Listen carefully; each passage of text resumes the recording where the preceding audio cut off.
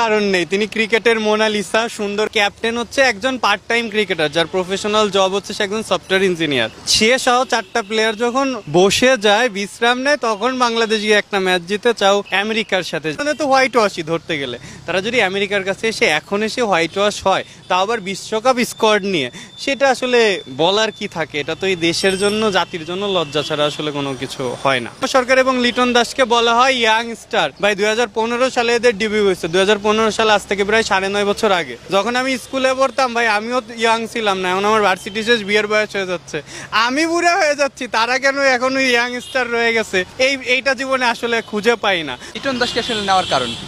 কোনোই কারণ নেই, তিনি ক্রিকেটের মোনালিসা, সুন্দর করে একটা শট মেরে আউট হয়ে যেতে পারেন, এইটাই মনে হয় তার একমাত্র ক্যালিবার। লিটন তিনি কি খেলেন? 3টা বল ডট খেলেন, একটা সুন্দর একটা 4 মারেন, পরের বেলা একটা সুন্দর বলে আউট হয়ে চলে যান। এদের সমালোচনাও করা যায় না, কিছু বললেই এদের শুরু হয়ে যায় আমরা তো দেশকে রিপ্রেজেন্ট